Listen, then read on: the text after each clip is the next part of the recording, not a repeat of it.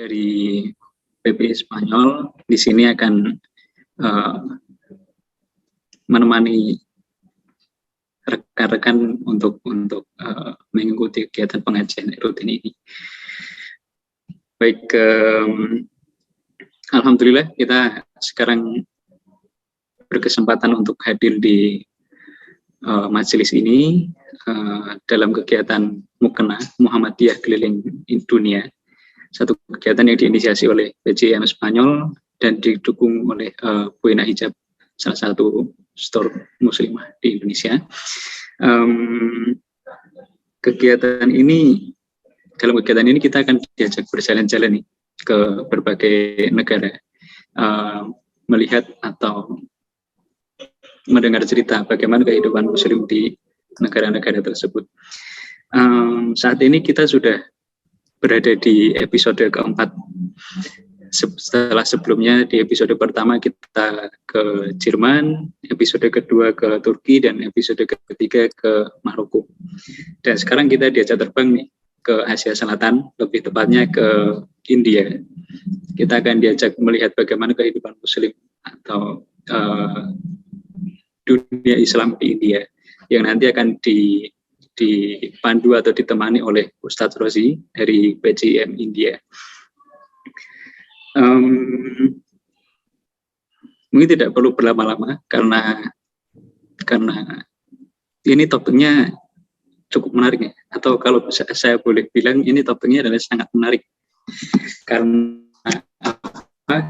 karena India itu kan sebagaimana kita ketahui itu salah satu negara yang terbesar di dunia juga kan, dan negara yang nomor 2 yang paling padat penduduknya, yang paling banyak penduduknya, dan juga negara yang sangat beragam dari sisi budaya, dari sisi agama, alam, dan sebagainya.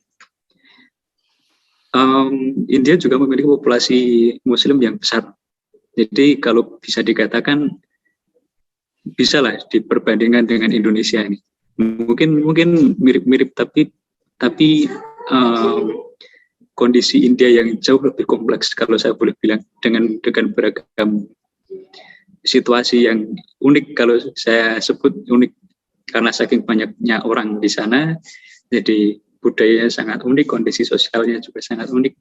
Jadi ini akan sangat menarik mendengar cerita atau mengetahui bagaimana sih kehidupan muslim di sana. Kalau boleh lebih spesifik, karena sekarang momentumnya adalah bulan Ramadan, bagaimana kehidupan Ramadan di sana, bagaimana puasanya, bagaimana adakah tradisi-tradisi yang menarik untuk kita ulik begitu. Baik, tidak perlu berlama-lama lagi. Setelah ini waktu saya persilahkan kepada Ustaz Rozi untuk bercerita lebih lanjut, bercerita lebih lengkap bagaimana kehidupan muslim di India. Monggo, silakan Ustaz Rozi untuk melanjutkan. Terima kasih. Terdengar nggak suara saya? Ya, terdengar.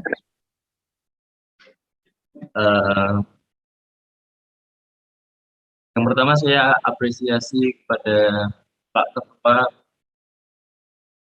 rencanakan bagus sekali, strategi. Saya juga mengapresiasi panitia yang kita meramaikan acara ini. Spanyol.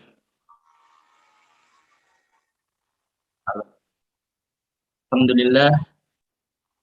Alhamdulillahirabbil alamin. Salatu pada Pak Muhammad.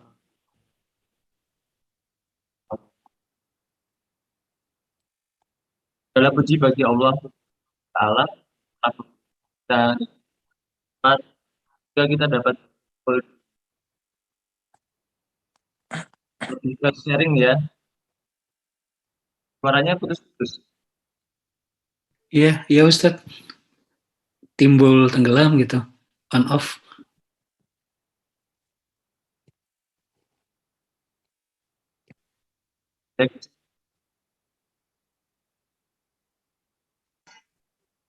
Masih putus-putus sepertinya.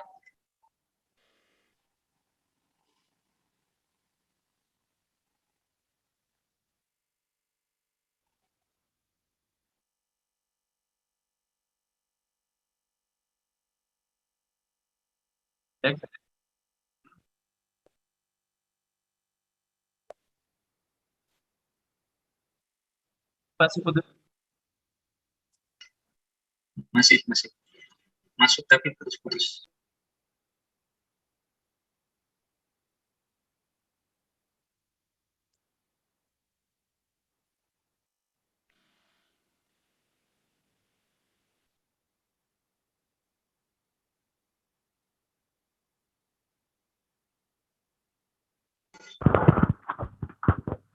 Kalau sekarang gimana? Sepertinya lebih baik. Lebih baik. Iya. Oke. Nggak putus-putus. Tidak putus-putus nih. Cek, coba. Iya, jelas. Oke, siap. Ya, saya ulang lagi. Segala puji bagi Allah, Tuhan semesta alam yang telah memberikan kita nikmatnya sempat, sehingga kita dapat berkumpul di sini, di Zoom, untuk sharing keadaan PKIM India dan Islam di India secara keseluruhan. Karena Islam India ini baru menarik perhatian banyak pihak dengan keadaannya yang seperti ini, dan kita akan mengulik sejarahnya dan problem-problem yang ada. Izinkan saya share screen ya.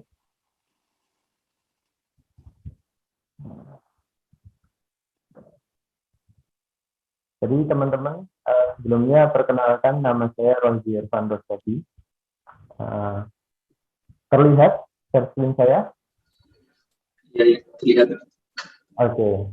Ya. Perkenalkan, nama saya Rozier Van Rosadi. Saya sekarang sedang menempuh pendidikan di NTU Hyderabad. Jadi di kota selatan saya di Hyderabad. Nah, saya menempuh pendidikan MBA. Kalau kita bicara tentang India itu sangat menarik. Menariknya gimana? Karena India ini seperti yang dikatakan oleh Mas Moderator tadi, bahwa India itu ternyata populasinya sangat besar. Seperti kayak China, nomor 2 India. Nah, di India ini juga terkenal dengan multikulturalnya, seperti kayak Indonesia. Indonesia kita punya berbagai banyak suku dan bangsa serta bahasa. India juga seperti itu. Mulai dari warna kulit terang sampai gelap, India ada. Dari bahasa, tiap provinsi pun berbeda. Utara selatan bahasanya berbeda. Kalau kita menelit bahasanya itu, kalau di India itu ada sekitar 36 jenis bahasa. Yang ini referensinya saya tanya dari teman saya langsung. Jadi setiap state itu punya bahasa sendiri-sendiri. Nah, yang menyatukan itu bahasa Hindi atau Urdu dan bahasa Inggris. Nah, jadi teman saya itu dulu juga pernah kuliah, dia orang selatan, orang Hyderabad, tapi sekolahnya di utara. Nah, dia ngobrol sesama orang India itu tidak menggunakan bahasa Hindi, tapi menggunakan bahasa Inggris. Nah, itu dari segi bahasa. Dari agama juga seperti itu. Karena India ini termasuk bagian suku Aryan. Suku Aryan itu ya bagiannya dari Afghanistan ke India Utara. Nah, mereka itu penganut paganis dan juga mereka juga menyembah nenek moyang mereka. Jadi dari segi agama mereka mempunyai banyak jenis agama. Nah, dan kasta di India itu masih ada. Even di Muslim itu juga ada kastanya, di Hindu sendiri juga ada kastanya. Nah, kalau di pelajaran kita selama di SMP dulu kan kita menghafalkan jenis-jenis kasta ya. Tapi setelah kita mengetahui di sini, kita sampai di India, ternyata memang benar ada. Dari kasta atas sampai kasta terbawah sendiri itu juga ada. Dan sekarang semuanya sudah dianggap sama, rata gitu. Sudah mempunyai kesempatan yang sama. Nah, terus kita bicara ke teknologi. Kalau kita bicara ke teknologi, di India itu dari teknologi yang paling tradisional sampai ke modern ada. Contoh gampangnya adalah ketika kita di India, ada orang yang masih membawa barang-barang menggunakan gerobak sapi. Tapi di lain sisi kita melihat bagian kiri, kita bisa melihat MRT sudah ada. Dan jalan-jalan MRT ini atau rel MRT ini sudah banyak kita temukan di India. Jadi secara teknologi di India ini dari tradisional ada sampai dari yang paling maju. Nah, diaspora India sendiri kita tahu bahwa banyak sekali CEO dunia itu dari India. Seperti Twitter, terus habis itu Microsoft, terus Google, itu rata-rata dari India. CEO tersebut. Nah, dan yang menarik lagi teman-teman, kita punya Gojek di Indonesia. Gojek itu pengembangan data center dan pengembangan aplikasinya itu ada di India, di Bangalore. Nah, kalau dari segi militer jelas karena jumlah orangnya banyak. Jadi secara personil anggota militernya itu untuk yang militer itu 10 juta lebih orang. Nah, dan India mempunyai nuklir, di mana setiap negara yang punya nuklir itu biasanya termasuk negara-negara yang kuat. Di India juga kita akan menemukan gap kehidupan yang sangat tinggi, di mana ada yang sangat kaya, di mana kita tahu sendiri orang terkaya di Asia itu dari orang India. Dan tapi ya di India sendiri juga kita bisa menemukan orang yang paling miskin itu juga ada. Jadi India itu penuh dengan keunikannya sendiri, teman-teman. Nah, lalu kita masuk ke kapan Islam itu datang di India. Kalau kita menelik dari sejarah-sejarah yang ada, Islam itu datang ke India melalui pedagang Arab. Nah, itu sekitar abad 7, di mana abad 7 itu masih mempunyai relasi dengan sahabat-sahabat Rasul pada tahun tersebut. Nah, buktinya apa? Masih ada masjid Darwaza di Gujarat. Nah, terus ada masjid juga ceramah masjid atau ceramah di masjid di Kerala. Nah, itu pada tahun 629 dan 623. Dan ada juga teori yang lain, yaitu melalui darat, dipimpin oleh Muhammad bin Qasim. Yang menarik adalah Muhammad bin Qasim ini, beliau masuk di India itu pada umur 17 tahun menjadi jenderal, berhasil meletakkan Islam atau mengenalkan Islam masuk India itu pada umur 17 tahun, dan dia mengenalkan Islam melalui India Utara. India juga kalau kita tahu itu kan ada New Delhi, ya kan. Nah, pasti kalau ada yang new pasti ada yang old. Kayak di kota saya sendiri ada yang namanya kota baru sama kota tua. Tiap kota di India pasti seperti itu. Nah, kalau di Delhi sendiri itu memiliki yang menerangkan tentang New Delhi. Yaitu Delhi itu dibuat ketika penjajah Inggris datang ke India. Sedangkan Old Delhi adalah tempat di mana Islam dulu itu pertama kali didirikan. Nah, seperti yang kita lihat di PPT ini bahwa India memiliki latar belakang sejarah yang kuat dan dikuasai oleh beberapa kerajaan. Dari Raja Hindu sampai Kesultanan Islam, kendali kota satu penguasaan Islam. Kesultanan Islam Delhi kan pada tahun 102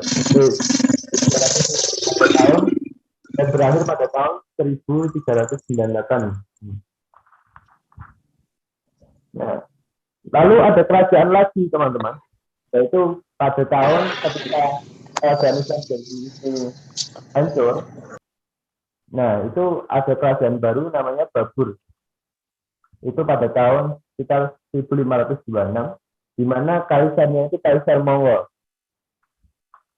Memilih kota Agra sebagai ibu kota mereka, lalu berpindah ke Delhi secara permanen setelah Shah Jahan membangun tembok Delhi lama. pada tahun 1638. Nah, ini nanti ada kaitannya kalau teman-teman tahu sinetron di Indonesia itu yang terkenal itu juga Akbar. Nah, itu dari ini, Kakaisaran Mongol. Nah, teman-teman, kerajaan Islam di Mongol ini dari abad 12 dan seterusnya masuk Kesultanan Islam Delhi, Kekaisaran Islam Mongol, menguasai sebagian besar Asia Selatan dari pertengahan abad 14 hingga akhir abad 18. Mongol ini memerintah dengan mayoritas Hindu. Jadi ketika Mongol memimpin ini banyak pejabat-pejabat itu yang dari Hindu yang dijadikan sebagai memegang posisi penting. Nah, dari sini mereka mencoba, kerajaan Islam India ini mencoba merangkul umat Hindu untuk tetap bekerja sama dengan mereka, membangun toleransi antar umat beragama.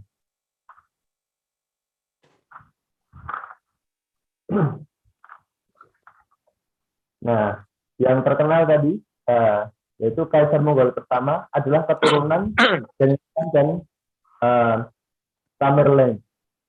Di bawah Babur, Hinduisme ditoleransi dan kuil-kuil Hindu baru dibangun dengan izinnya. Tindakan pertama yang setelah melakukan Delhi adalah melarang pembunuhan sapi karena itu menyinggung umat Hindu. Jadi ketika Islam datang yang Mongol ini, mereka sudah tahu bahwa sapi itu adalah salah satu hewan yang disucikan dan tidak boleh untuk membunuh dan memakan dagingnya. Nah, lalu kekaisaran ketiga yaitu Abu Akbar bekerja keras untuk memenangkan hati dan pikiran para pemimpin Hindu, meskipun ini mungkin karena alasan politik. Dia juga menikahi seorang putri Hindu. Itu nanti kalau kita tahu serialnya, itu serialnya namanya juga Akbar. Nah, nanti bisa dilihat di Indonesia sangat terkenal sekali serial ini. Nah, Akbar percaya bahwa semua agama itu harus ditoleransi dan bahwa tugas seorang penguasa adalah memperlakukan semua orang yang mempunyai kepercayaan itu setara. Pemerintahan Akbar memasukkan banyak orang Hindu dalam posisi tanggung jawab yang diperintahkan, diizinkan untuk mengambil bagian utama dalam pemerintahan. Jadi ketika Mughal memimpin ini, teman-teman, orang-orang Hindu itu diberikan kepercayaan dan posisi-posisi penting. Nah, terus kita masuk ke peninggalan Islam. Sebenarnya kerajaan Islam di India ini sangat banyak sekali, di utara sendiri maupun di selatan. Di utara itu di Delhi, sekitarnya, di selatan di tempat saya. Nah, kali ini kita akan ke utara saja, di mana yang biasanya terkenal itu adalah di utara. Seperti yang kita ketahui ada Kutub Minar, mulai dibangun setelah Masjid Kuat oleh Islam, dimulai pada tahun 1992 oleh Qutb Uddin Aibak, penguasa pertama Kesultanan Delhi. Terus ada juga ini makam Humayun, adalah makam Kaisar Mughal Humayun di Delhi, India. Dirancang oleh Mirak Mizan Ghias dan putranya Sayyid Muhammad, arsitek Persia yang dipilihnya pada tahun 1547 Masehi. Terus yang paling terkenal adalah Taj Mahal, ikon yang dimana kita sering dengarnya kalau India itu pasti Taj Mahal, tentang Taj Mahal. Nah, ini adalah bukan masjid, tapi ini adalah makam. Nah, makam istri Mumtaz Mahal. Nah, ini dibangun pada tahun 1632 oleh Kaisar Mughal Shah Jahan untuk mengingat mendiang istri tercintanya. Terus ada juga report, ini adalah kediaman utama Kekaisaran Shah Jahan, benteng pertahanannya di sini. Ini berada di kota Delhi. Nah, benteng tersebut mewakili puncak arsitektur Mughal. Ketika Mughal memimpin, ini adalah puncak arsitektur tertinggi itu di sini. di Benteng Merah ini. Nah, kalau kita bicara tadi kita membahas tentang New Delhi dan Old Delhi. Nah, kalau di Old Delhi itu semuanya itu peninggalan-peninggalan Islam rata-rata di Old Delhi. Nah, kalau New Delhi itu adalah kota majinya, acaranya seperti itu setelah dijajah Inggris datang. Nah, zaman di Old Delhi. Nah, ini adalah salah satu masjid terbesar yang dibangun oleh Kaisar Mughal Shah pada tahun antara 1650 dan 1665.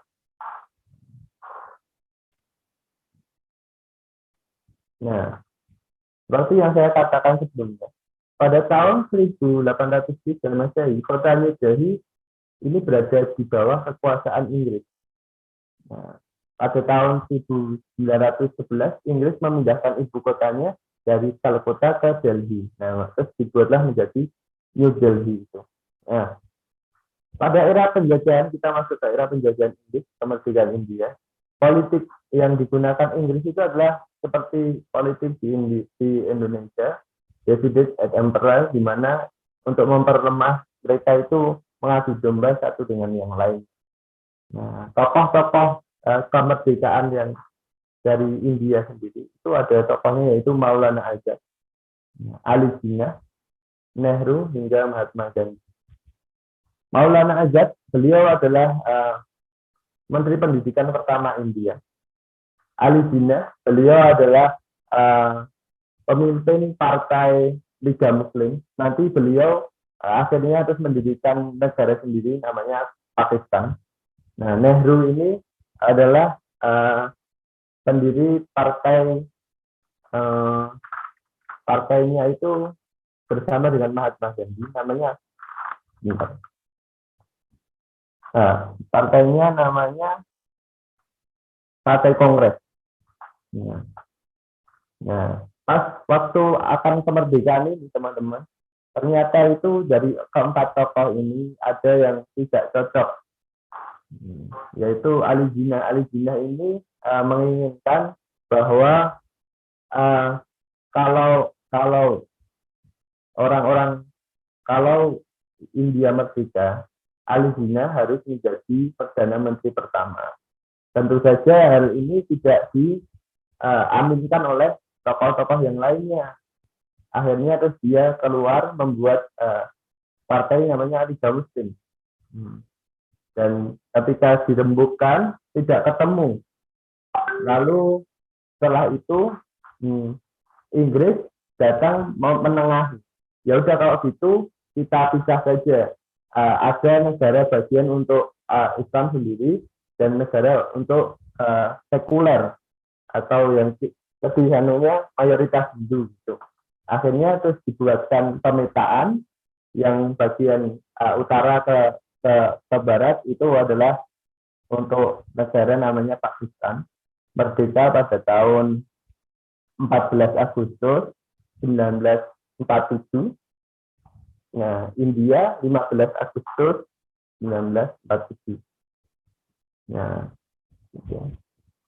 Nah, waktu perpindahan ini ada crash banyak sekali teman-teman antara India dan Pakistan, yaitu adanya eksodus besar-besaran antara orang Islam dan Hindu dari Pakistan pindah ke India ataupun sebaliknya. Gitu. Nah, di situ juga banyak sekali pertumpahan darah antara umat Islam dan orang-orang Hindu, sehingga sangat menjadi sejarah yang sangat bersejarah waktu itu. Teman-teman yang dirahmati Allah, India ini adalah negara sekuler. Maksudnya adalah kalau kita tahu Pakistan itu negara Islam, dia menggunakan syariat Islam sebagai dasar hukumnya. Kalau India itu bukan negara Hindu, tapi negara sekuler. Di mana maksudnya dari negara sekuler itu sendiri adalah India memberikan kesempatan bagi rakyatnya untuk memeluk agamanya dan melaksanakan agamanya sesuai tuntunan agamanya masing-masing. Dan mereka memiliki hak mempromosikan agama mereka secara damai. Itu sekuler di India. Tidak seperti di Prancis mungkin, kalau Prancis dilarang mempraktekkan agamanya di ruang publik. Nah, kalau India tidak seperti itu. Nah, dari ini ada data statistik yang menunjukkan bahwa seberapa pentingnya sih agama di dalam kehidupan. Ternyata di India itu sangat penting sekali bagi warga India sendiri. Nah, di sini bisa kita tarik kesimpulan bahwa ketika suatu agama itu dianggap penting, maka mereka akan memasukkan nilai-nilai agama itu dalam kehidupan sehari-hari mereka. Kita bisa lihat di sini, India sekitar nomor 10. Sangat-sangat penting agama bagi mereka. Nah, dan teman-teman yang dirahmati Allah, India ini termasuk negara dengan populasi Muslim terbesar. Nah, ini di sini ini datanya data masih Muslim campuran. Maksudnya adalah India, kita ketahui Muslim di India itu ada Syiah dan Sunni. Nah, di sini menunjukkan bahwa India pada tahun 2015 itu menduduki nomor 2 dengan 194 juta penduduk. Dan diramalkan ke depannya, India itu akan menjadi nomor 1 dengan penduduk Muslim terbanyak, yaitu diramalkan sekitar menjadi 300 juta lebih total penduduknya. Nah, ini saya menunjukkan data komunal tentang insiden-insiden di India. Nah, ini kekerasan agama di India itu termasuk tindakan kekerasan penganut agama kelompok satu dengan yang lainnya. Biasanya itu antara institusi satu dengan institusi yang lainnya yang berbau politik. Nah, banyak sekali yang pure tentang agama. Tapi biasanya ada bumbu-bumbu politik di situ. Yang paling banyak itu adalah insiden antara Islam dengan Hindu itu sendiri. Kita bisa lihat di sini datanya. Data paling banyak itu menunjukkan tidak data kematian, tapi luka-luka atau injury.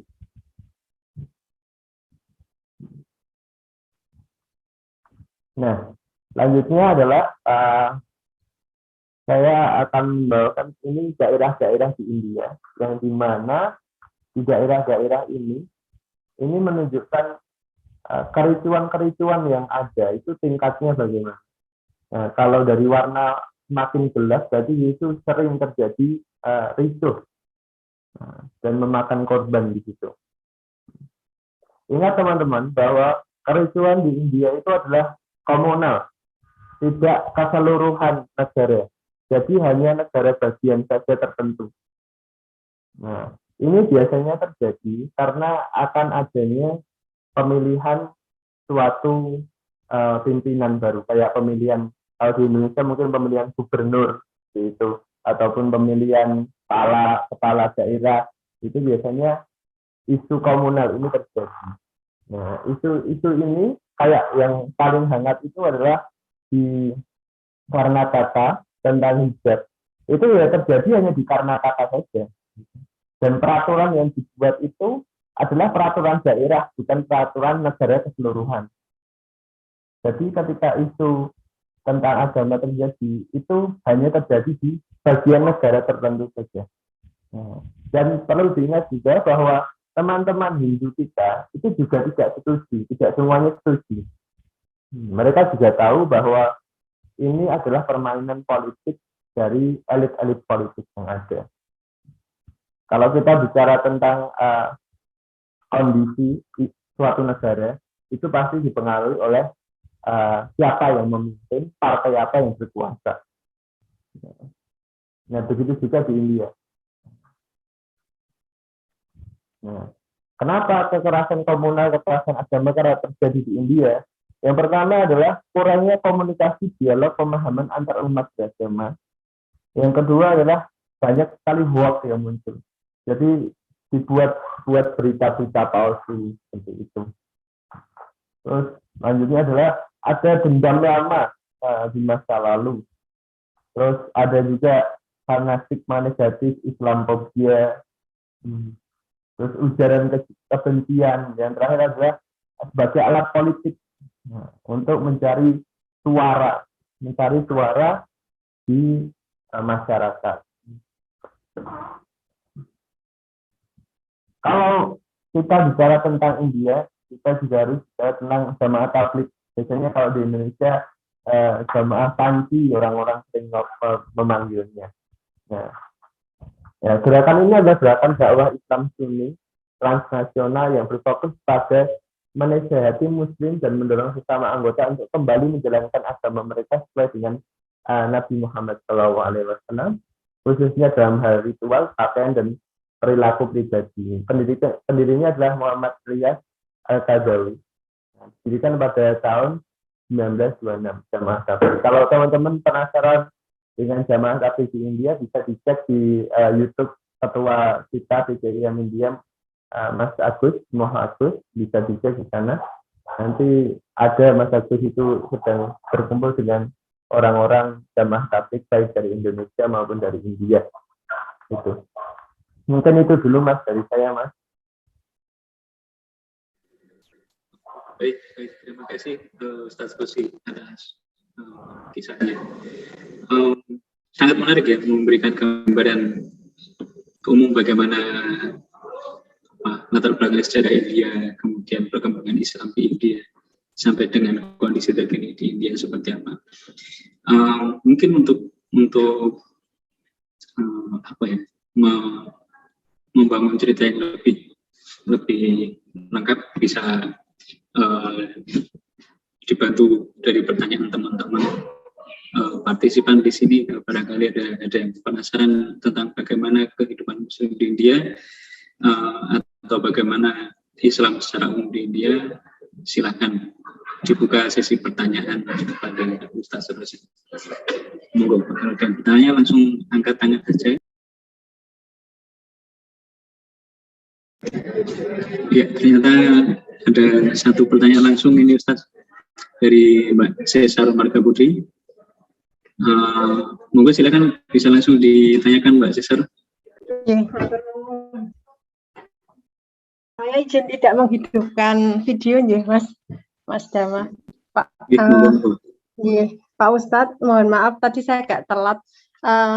Cuman ada satu pertanyaan yang selama ini saya keep belum ada jawabannya, yaitu ya walaupun tadi di belakang sudah dijelaskan terkait dengan konflik di India, termasuk kekerasan yang sering kita lihat, pembakaran masjid dan lain-lain gitu ya.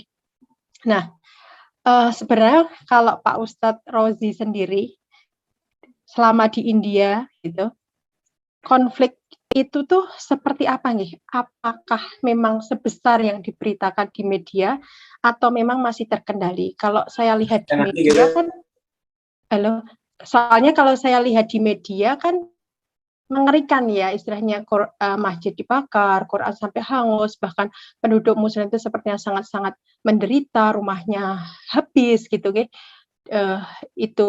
Nah, apakah itu juga terjadi karena ada perkiraan tadi yang Pak Ustadz katakan bahwa India jumlah Muslimnya itu diperkirakan akan menjadi nomor 1, karena memang kalau saya lihat fenomena saat ini ketakutan mereka, saya nggak suka mereka yang bukan Muslim itu adalah ketika Muslim menjadi besar gitu nih.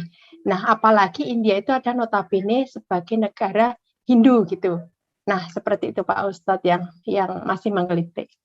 Itu terus kemarin waktu corona delta terbesar itu, saya yang agak kagum adalah ketika waktu itu kaum muslimin di India itu dimarginalkan dengan kekerasan dan lain-lain, malah mereka ternyata membuka tangan membantu pemerintah menyediakan shelter, menyediakan dokter gratis, obat-obatan, bahkan masjid digunakan sebagai tempat menampung mereka korban, terus menampung mereka yang kena COVID, terus kemudian menyediakan oksigen gratis, yang mana waktu itu oksigen kan terbatas, malah sempat habis sampai diimpor dengan pesawat jet kalau saya nggak salah baca berita. Seperti itu Pak Ustadz Rozi, matur nuwun.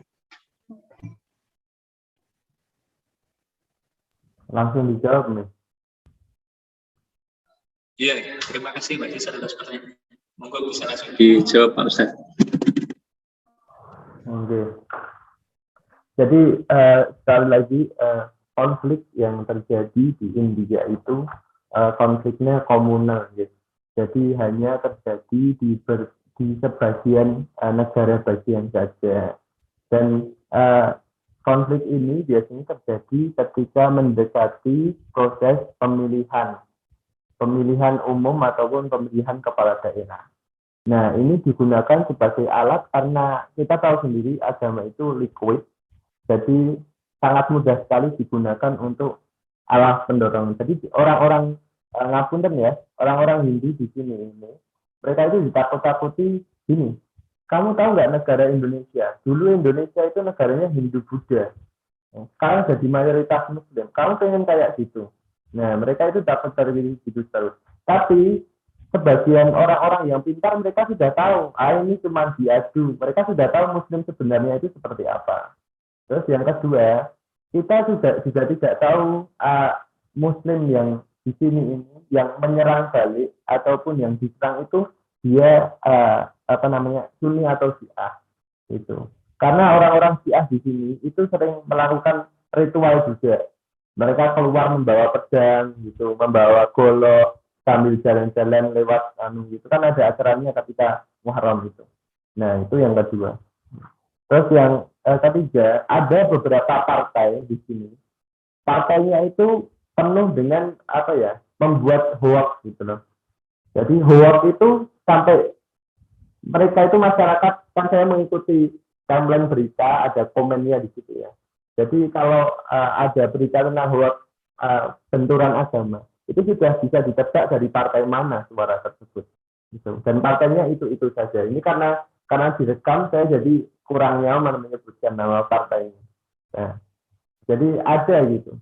Nah, kalau untuk membantu sendiri, ya benar Mbak. Jadi muslim-muslim di sini ini rata-rata mereka itu berprofesinya sebagai dokter gitu. Banyak yang pintar di sini muslim-muslim, yang elit-elit itu. Nah, terus mereka juga banyak bergerak di bidang sosial. Seperti PCIM India sendiri Mbak, kita itu bekerja sama juga dengan lembaga amal di India. Itu yang mempunyai orang Islam. Dia bergerak di pembagian daging kurban setiap tahun. Zakat juga setiap tahun. Kita PCIM bekerja sama dengan mereka. Nah, itu dibagikan di tempat non-muslim. Teman-teman yang dirahmati oleh Allah, ketika suatu daerah itu dikuasai oleh pimpinannya yang berbau partai kanan, sayap kanan, ekstremis Hindu kasarnya gitu. Itu biasanya isu komunal sering terjadi. Nah, kalau di tempat saya sendiri itu yang berkuasa masih partainya partai nasionalis. Nah, kalau di daerah utara yang ke barat, gitu, itu masih ada partai komunis sosialis. Gitu. Jadi kalau di sini ini kalau nasionalis benar-benar nasionalis, sosialis benar-benar sosialis, gitu, sosialis komunis. Jadi tidak akan mencampuri urusan agama. Gitu. Nah, itu.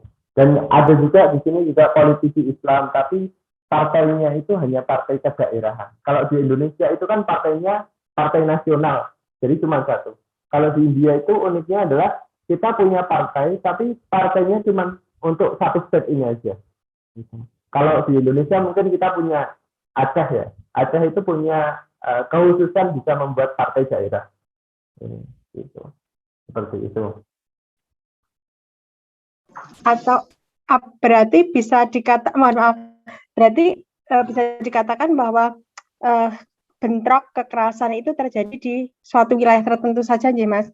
Terus kemudian apakah wilayah itu memang wilayah yang memang mayoritas Muslim dan dipimpin oleh partai yang bukan nasionalis, misalnya kemungkinan komunis seperti itu, benar.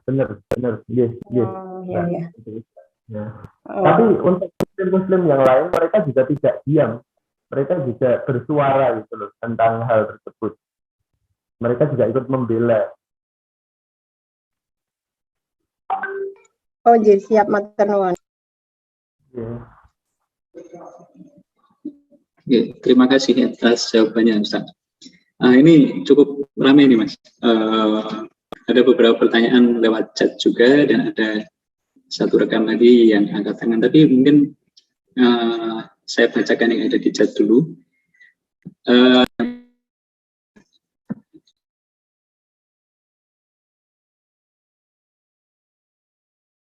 Yang pertama dari Mas Iqbal, request nih, mau diceritakan suasana Ramadan di India gitu. Bagaimana tradisinya, bagaimana makanannya, bagaimana situasinya, seperti itu. Yang satu lagi sebetulnya berkaitan dengan pertanyaan Mbak Cesar tadi soal konflik, itu apakah konflik yang terjadi sampai sekarang itu berdampak juga ke teman-teman muslim, spesifiknya muslimah di India gitu. Mungkin silakan dijawab yang mana dulu, Ustaz.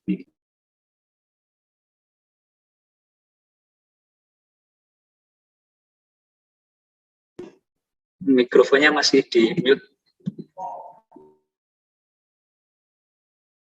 Iya. Jadi kalau tradisi iftar, terus suasana ibadah Ramadan itu hampir sama di Indonesia. Kalau di India ini kita mengenal makanan ringan, berat, seperti itu. Jadi kalau teman-teman di sini iftar itu biasanya buah-buah saja. Nanti kalau sudah sholat taraweh, itu baru makan berat. Nah, teman-teman yang dirahmati Allah, di India ini ada namanya bubur halim. Nah, itu adalah makanan khas hanya ketika di bulan Ramadan saja. Itu kalau di Indonesia dulu juga ada satu masjid yang membuat bubur halim ini, tapi dengan nama lain yang berbeda. Saya lupa namanya apa. Nah, itu sebenarnya juga halim, karena yang membuat bubur itu aslinya pertama adalah orang India. Nah, itu hanya spesial di bulan Ramadan. Adapun ketika ibadah, di sini setiap tarawih itu minimal 1 juz. Setiap masjid minimal 1 juz. Dan untuk yang saya ketahui sampai sekarang ini ada 4 universitas, itu yang 4 atau 3 universitas itu yang di dalamnya ada masjid. Universitas saya sendiri itu ada masjidnya. Nah, terus habis itu universitas saya adalah di NTW, Jawaharlal Nehru University Teknologi. Terus ada IIT Roorkee, itu ada masjidnya. Terus ada Aligarh, itu ada masjidnya di situ. Nah, di situ biasanya teman-teman yang Muslim itu biasanya langsung dikumpulkan dalam grup WA. Kita nanti mereka diinformasikan bahwa akan ada iftar bersama. Kalau secara iftarnya hampir sama, makannya kurma gitu, yang ringan-ringan gitu. Dimulai dari yang ringan-ringan.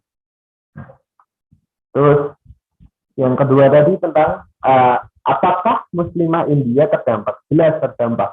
Karena dengan adanya peraturan baru dari pemerintah daerah setempat yang menyatakan bahwa tidak boleh membawa embel-embel agama ke dalam sekolah, itu membuat muslimah yang berhijab itu ada yang mau melepas terus masuk kelas, ada yang lebih memilih untuk berhenti sekolah. Mereka lebih memilih untuk berhenti sekolah juga ada. Jadi jelas sangat berdampak sekali terhadap muslimah di India. Kalau teman-teman Indonesia yang muslimah terdampak atau tidak? Jelas terdampak. Karena mereka selain melepas hijabnya, gitu, untuk mengikuti pelajaran, gitu. Karena ini mereka mengatakan bahwa peraturan daerah ini mengatakan bahwa ketika memasuki halaman sekolah, semua embel-embel agama itu harus sudah ditanggalkan. Gitu. Nah, jadi saya lihat sendiri beberapa teman-teman PPI juga yang dulunya berhijab karena takut, terus habis itu dilepas hijabnya. Gitu. Jelas bertambah. Itu untuk daerah-daerah tertentu ya? Ya, kayak di daerah Karnataka, gitu, utara-utara gitu. Oke. Baik, terima kasih Ustaz. Ini sekarang beralih ke rekan yang angkat tangan lagi. Yang pertama ada Mas Lukman Hidayat, mungkin bisa langsung ditanyakan. Terima kasih Mas Damagori. Assalamualaikum warahmatullahi wabarakatuh, Ustaz Gori. Pertanyaan saya begini ya, secara jumlah kan umat Islam di India itu banyak ya, 200 juta lebih ya. Hanya memang secara persentase jika dibandingkan dengan umat Hindu di India yang secara keseluruhan di sana kan 1,2 miliar kalau nggak salah. Jadi kan persentasenya kecil gitu kan. Pertanyaan saya begini, seasing apakah umat Islam di sana gitu kan? Kan kata Ustadz Rozi tadi kan umat Islam kan nggak tersebar merata kan, ada di daerah-daerah tertentu, di negara bagian tertentu gitu. Misalnya di daerah yang Islamnya minoritas banget, apakah betul-betul asing, tidak ada masjid atau bagaimana? Itu yang pertama. Yang kedua, bagaimana situasi Idul Adha di sana, gitu kan? Idul Adha kan umat Islam disunahkan, dianjurkan untuk menyembelih kambing, sapi. Nah, sapi ini kan jadi masalah bagi orang India kan, bagi orang Hindu, sapi ini kan disucikan. Itu bagaimana kebijakan pemerintah di sana untuk mengatur hal ini? Apakah pemerintah di sana itu memang memang adil, bijaksana, atau memang lebih berpihak kepada Hindunya gitu? Terima kasih, Mas. Ya. Terima kasih Mas Lukman. Monggo bisa langsung dijawab saja, diskusi. Ya. Untuk Islam di India yang daerah terpencil itu masih tetap ada masjidnya, tapi tidak ramai masjidnya. Dan saya lihat sendiri, tanya sendiri, mereka itu kalau tidak punya masjid, ya udah mengumpulkan muslim yang ada, terus menyewa apartemen untuk sholat di situ bersama, seperti itu. Nah, itu untuk muslim ya. Kayak kemarin Ramadan tahun kemarin saya tanya, nah ini sholatnya di mana? Oh, kita sudah nyewa apartemen. Jadi kita nanti sholatnya di apartemen saja. Nah, waktu itu kan masjid ditutup, tidak boleh sholat jamaah kan. Tapi mereka tetap pengen ngeyel sholat tarawih berjamaah. Akhirnya harus mereka menyewa flat gitu. Flatnya dikosongi, cuma dikasih tiket terus sholat tarawih berjamaah di situ. Dan untuk Idul Adha gini, sapi di India itu, kalau kita melihat data statistik, India itu salah satu importir sapi terbesar di dunia. Ini sudah permainan politik, jelas-jelas geopolitik. Karena apa? Karena dengan dilarangnya daging sapi ini, itu orang-orang yang besar, orang-orang atasan itu bisa menjual sapi dengan murah. Dan memang benar murah, di sini memang murah. Harga sapi itu hanya kita PCIM India sendiri setiap tahun membuka korban itu, iurannya itu hanya per orang itu 1 juta. Jadi kan maksimal 7. Satu sapi besar itu dengan berat sekitar 250 kilo lebih, itu kita hanya beli sekitar 7 juta ataupun 8 juta. Itu sudah sangat besar sekali. Tapi sapi di sini itu kakinya pendek-pendek, tidak seperti di Indonesia kan jenjang panjang gitu. Nah, sapi di sini ini sapinya kakinya pendek-pendek, dan kita bisa menyembelih di daerah selatan sama India Utara yang dikuasai oleh partai-partai komunis sosialis. Nah, kita biasanya sebagai PCIM India, kita biasanya kerjasama dengan organisasi Islam di sini, mengadakan korban di sana, di daerahnya West Bengal, di West Bengal. West Bengal sana itu terkenal dengan orang-orangnya ngapunten ya, sangat tidak punya. Makan daging itu ya ketika Idul Adha itu doang. Dan di situ kesempatan kita berdakwah juga. Jadi kita bekerja sama dengan orang-orang Islam India itu melaksanakan Idul Adha di sana. Dan tidak hanya Idul Adha, kita juga membuka klinik kesehatan. Gitu. Begitu, Mas. Terima kasih. Jadi ini penting sekali menurut saya, webinar ini sangat bermanfaat, Ustadz. Untuk tabayun gitu ya. Apakah di media-media kadang di Facebook itu kan nggak karu-karuan kabar tentang India ini gitu. Terima kasih. Iya. Kalau ke India biayanya berapa, Mas, ke sana? Kalau setahu saya itu untuk tiket pesawat waktu normal ya, sebelum COVID itu sekitar 3-4 juta. 2 kali transit. Ya. Terima kasih Ustaz. Assalamualaikum. Waalaikumsalam. Terima kasih Mas Lukman. Ya Mas, penanya berikutnya ini dari Mbak Deni Indra, angkat tangan, monggo silahkan langsung ditanyakan aja. Halo, Assalamualaikum, salam dari Paris.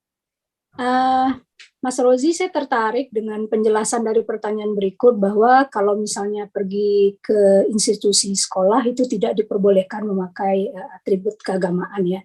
Pertanyaan saya, mohon maaf nih karena saya mendengarnya separuh-separuh ya. Pertanyaan saya, apakah ini berlaku hanya untuk umat Islam saja atau juga umat beragama lainnya? Yang kedua, saya melihat ini ada kesamaan nih dengan Perancis, dengan sistem laicite-nya. Bahwa antara agama dengan pemerintahan itu dibedakan. Kalau di Perancis, sampai level SMA memang tidak diperbolehkan memakai atribut agama apapun. Nah, tapi kalau sudah di level universitas, kita sudah bisa pakai jilbab, atau orang Yahudi dengan memakai topinya, gitu. Terima kasih. Ya. Langsung dijawab nih. Jadi, terima kasih untuk pertanyaannya. Untuk pelarangan penggunaan atribut agama ini sekali lagi hanya terjadi di negara bagian saja, beberapa saja negara bagian, tidak seluruh India.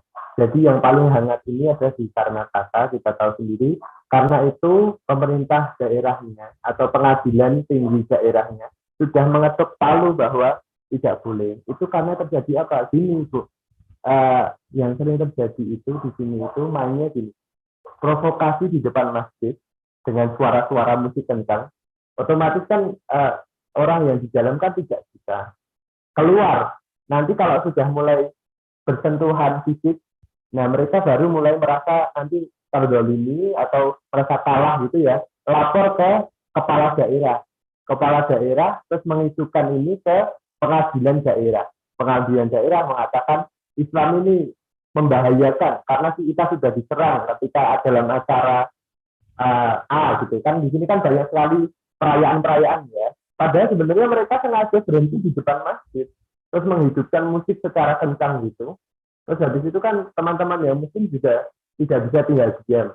Nah, akhirnya terjadilah itu. Jadi provokasi dulu, baru mereka nanti bisa mainnya lewat pengadilan gitu. Nah, kebetulan kalau hijab atribut agama itu kalau di selatan, India Selatan kayak tempat saya itu tidak masalah. Ya masalah. Tapi kalau India Utara bagian yang seperti Karnataka dan yang lain sebagainya, nah, New Delhi baru kemarin juga konflik juga. Nah, itu memang ada beberapa tempat yang melarang. Tapi sebagian kampus itu tidak semuanya setuju, Bu. Jadi kembali ke pihak kampusnya. Ada pihak kampus itu rektornya yang kenapa bisa seperti ini nggak masuk akal itu. Yang perlu diketahui Bapak Ibu yang dirahmati Allah, politisi di India ini pure politisi. Maksudnya apa? Ada universitas yang melahirkan politisi-politisi. Kalau di tempat kita ngapunten nggih, itu kan ada pebisnis jadi politisi, ada mantan pegawai apa jadi politisi gitu kan. Kalau di India itu benar politisi itu dari kecil sampai besar itu ada pendidikannya. Jadi mereka itu rata-rata kalau yang asli politisi itu mereka akan adil gitu. Terus kalau hampir mirip memang dengan Perancis, seperti yang saya katakan tadi, sekulernya India ini adalah memberikan kebebasan umat beragama di India untuk menjalankan agamanya. Nah, saya kurang tahu sendiri kalau di Perancis seperti apa. Kalau di India itu boleh ekspresi dari kecil, maksudnya dari SD sampai SMA ataupun sampai kuliah itu boleh menggunakan atribut itu boleh.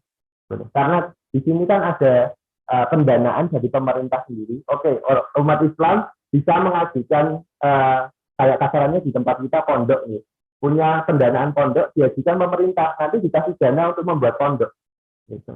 Di sini ada gitu. Jadi kalau kemarin juga saya lihat diskusi itu, bahwa orang Islam protes. Nah, ini kan universitas publik, kenapa kita tidak boleh menggunakan atribut agama? Nah, terus yang lain menjawab, nah ini peraturan daerah sudah menentukan tidak boleh. Kalau kamu ingin pakai atribut agama, sekolah saja di Universitas Islam.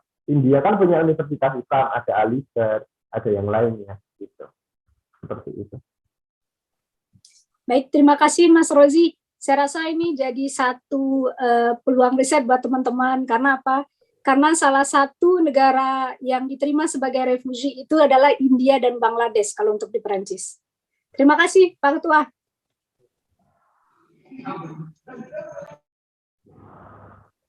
Baik, terima kasih Mbak Deni Indra atas pertanyaannya dan atas jawabannya dari saksi.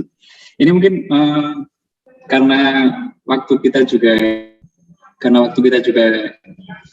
terbatas, mungkin ini antusiasme partisipannya cukup tinggi, Ustaz. Jadi satu pertanyaan lagi untuk menutup sesi mukena hari ini.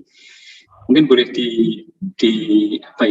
dijelaskan lagi atau diceritakan lagi spesifik soal New Delhi ini terkait bagaimana kemungkinan untuk melakukan ritual ibadah, kemudian bagaimana situasinya.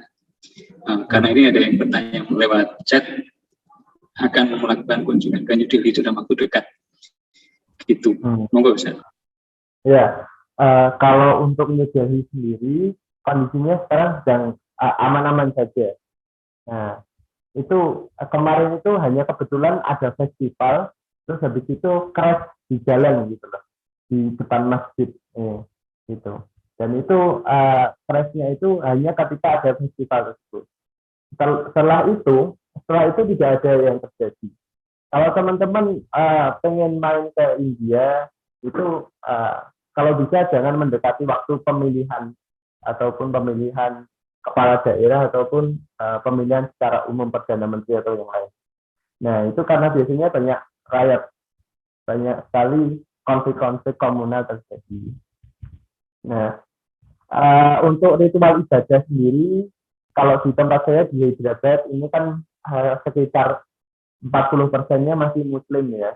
Jadi azan subuh itu masih terdengar. Di Delhi juga seperti itu. Delhi itu juga banyak Muslimnya di sana. Azan masih terdengar, jamaah masih ada. Nah, teman-teman yang dirahmati oleh Allah,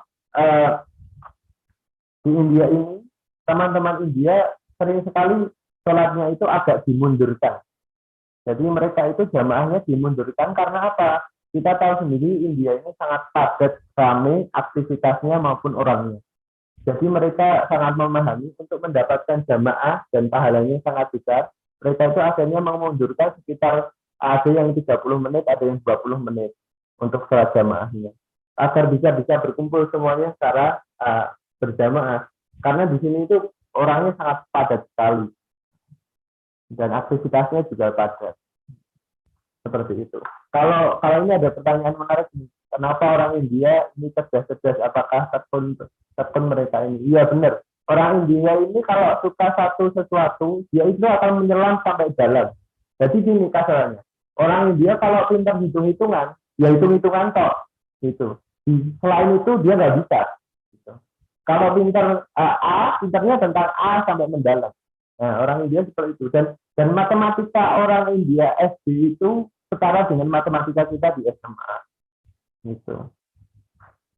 Nah, ya, tapi di India itu saya pikir dulu waktu saya ke India juga gitu, senang sedih nyanyi.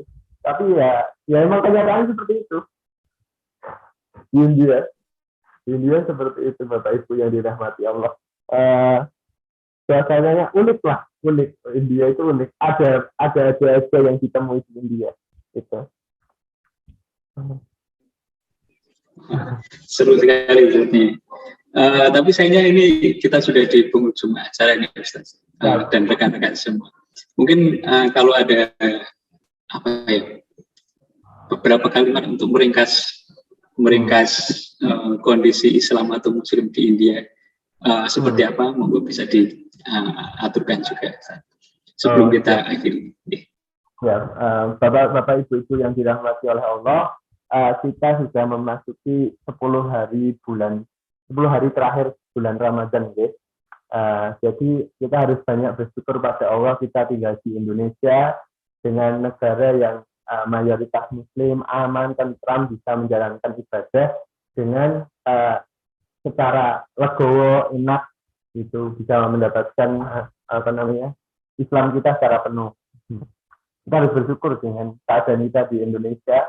Dan untuk bapak-bapak, ibu-ibu yang dirahmati Allah, marilah kita di akhir penghujung Ramadan ini berlomba-lomba untuk banyak beramal soleh, berlomba-lomba untuk mendapatkan Lailatul Qadar, karena kita sudah memasuki putaran terakhir Ramadan. Kalau kita bisa melihat Grand Prix ataupun F1 itu yang dilihat adalah putaran terakhirnya, yang menentukan juara itu putaran akhirnya. Sepak bola juga seperti itu, menit-menit terakhir itu yang menentukan. Okay.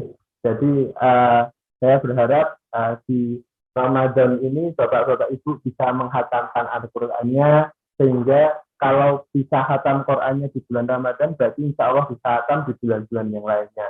Kalau bisa tekun sholat disiplin, sholat tarawihnya, mendirikan sholat tarawihnya, saya berharap nanti bisa mendirikan sholat tahajud di waktu-waktu selain di bulan Ramadan. Jadi mari kita meningkatkan kualitas ibadah kita di akhir bulan Ramadan ini. Semoga kita mendapatkan Lailatul Qadar. Begitu, Mas. Baik, terima kasih Ustaz Rosi atas kisahnya yang cukup menarik, sangat menarik. Sebelum mengakhiri, saya ingin ingatkan untuk teman-teman partisipan, jika ada yang belum mengisi presensi, bisa diisi di link yang ada di kolom chat. Dan kemudian setelah kita mendengar apa dari Ustaz Rosi, kita untuk mengakhiri sesi ini ada pantun dari Mbak Berta Syakian dari PCI Turki, betul nih? Siap. Ya, monggo silakan langsung saja Mbak Berta. Assalamualaikum warahmatullahi wabarakatuh. Waalaikumsalam warahmatullahi wabarakatuh. Di kajian virtual kita bersua. Ada tamu jauh, siapakah dia? Mukena Ramadan 22, hadirkan Ustadz Rozi membahas Islam India. Enggak jadilah saya logat India, susah. PCIM Spanyol dan PCIM India berakar dari Muhammadiyah Indonesia. Muslim India terbanyak ketiga dunia, diperkirakan akan melampaui Muslim Indonesia. Ramadan makin marak suasananya, bersatu padu wadah Muhammadiyah. Pendapat sejarawan berbeda kapan pastinya, awal Hijriah ataukah zaman Umayyah. Sejarah Islam India berkembang dari timur, barat, utara, dan selatan. Islam India masuk dalam 3 gelombang. Masuk dari Arab, Turki, dan Afghanistan. Penyebaran Islam segala upaya disebar oleh berbagai bangsa. Islam India pernah berjaya, beberapa kesultanan pernah berkuasa. India yang awalnya aman sentosa, hancur musnah dan saling senggol. Kesultanan Delhi 3 abad berkuasa, Kesultanan Gujarat berakhir di tangan Mongol. Memasak kari dengan lincah, cocok untuk menu berbuka. Kesultanan Bahman akhirnya terpecah, Kesultanan Jaipur berikrar merdeka. Kari menjadi makanan berkelas, dijual dalam aneka kemasan. Bengal berakhir di abad 16, Kekaisaran Mughal capai masa keemasan. Kalau sudah begini apa boleh buat? Keemasan hanya menjadi hikayat. Islam India tak mengakar kuat, penguasa Islam kurang merakyat. Sama halnya sejarah Indonesia, keinginan merdeka luas menggema. Politik pecah belah lemahkan India, Pakistan dan India berpecah karena agama. Kekerasan karena berbagai alasan banyak terjadi di banyak titik. Miskomunikasi dan hoaks perparah kekerasan, kekerasan menjadi alat politik. Islam India dalam keseharian, sekuler anti jilbab, apalagi cadar. Jamaah tabligh mengambil bagian, dakwah di India dan dunia luar. Berjumpa Shah Rukh Khan menjadi cita-cita. Filmnya dicintai para pemirsa. Masakan India tembus semesta. Bollywood mendunia dengan aneka kisah. Ustadz Razi membuka mata kita. Terima kasih sudah bersedia. Semoga Allah pantaskan kita murah rezeki bisa mengunjungi India. Wassalamualaikum warahmatullahi wabarakatuh. Amin ya rabbal alamin. Waalaikumsalam. Masya Allah, mantap kantunnya Mbak Benta ini. Baik, tidak terasa sudah tiba di penghujung acara hari ini di Mukena keempat. Terima kasih atas kehadiran rekan-rekan semua. Semoga ilmu yang kita dapatkan hari ini dapat bermanfaat untuk semuanya, dapat memberi kebaikan untuk kita semua, dan semoga kita dapat memanfaatkan 10 hari Ramadan ini dengan lebih maksimal, begitu ya. Baik, Mungkin bisa foto bersama dulu, Mas. Oke. Oh ya, boleh. Ada sesi dokumentasi ini. Silakan, mungkin Bapak Ibu sekalian bisa di open cam ya, biar di screenshot dulu. Silakan buka kamera karena ini akan menjadi barang bukti. Ini ada yang join lagi. Ya. Oke ya, masih ada lagi yang mau ditunggu? Cukup. Saya screen capture ya, 1, 2, 3. Sekali lagi. 1, 2, 3. Ya, terima kasih semuanya. Terima kasih. Untuk mengakhiri kita baca doa. Subhanakallahumma wa bihamdika asyhadu an la ilaha illa anta astaghfiruka wa atubu ilaik. Alhamdulillah, semoga rekan-rekan semua selalu diberikan kesehatan dan semoga tetap lancar bulan Ramadannya.